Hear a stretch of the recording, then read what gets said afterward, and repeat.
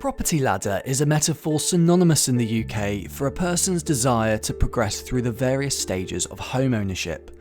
But in order to climb the ladder, you must be able to put your foot on the first rung.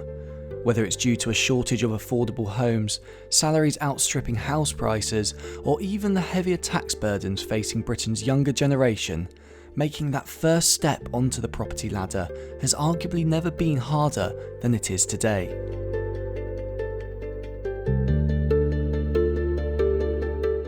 Amy Domenica's situation is one that is not uncommon.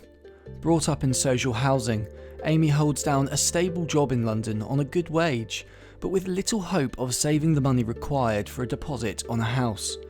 Amy says not being able to make that next step in your life entails a heavy human cost. I think it's a really underhand, insidious feeling that you don't realise it's having such an impact on your life. Being able to have choice over things like that is huge. And I think in terms of having children and advancing in that way, or staying in different relationships, because obviously if you are in a relationship, it's much easier to afford rent. These things do impact in a real way. They certainly have me. And these things are all completely impacted by this whole situation with housing. If I'm honest, I don't see or hear anything that connects with me from the mouths of the key people in the government. I feel like they're very far removed from what my reality is, and sometimes I feel like we live in two completely different worlds, actually.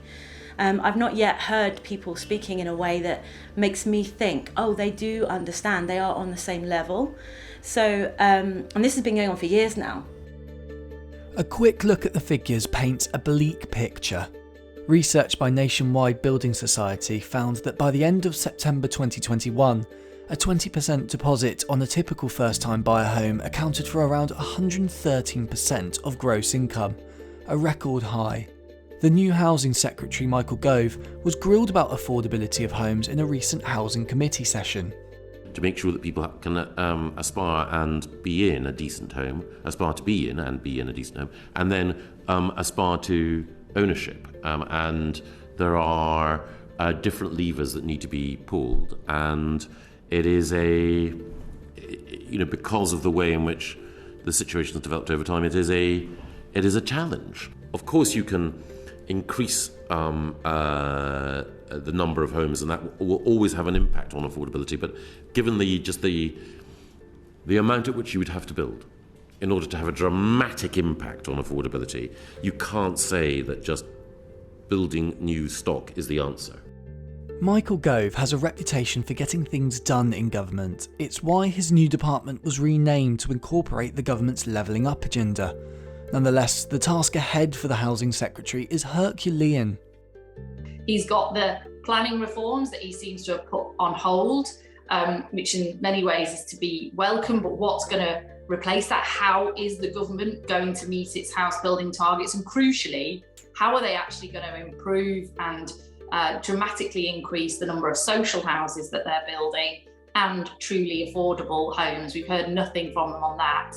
And then he's got the whole issue of the private rented sector and reforms that are supposed to be coming there to give tenants more rights and more say, but they've been kicked into the long grass as well. So they're just a few of the things in his in tray.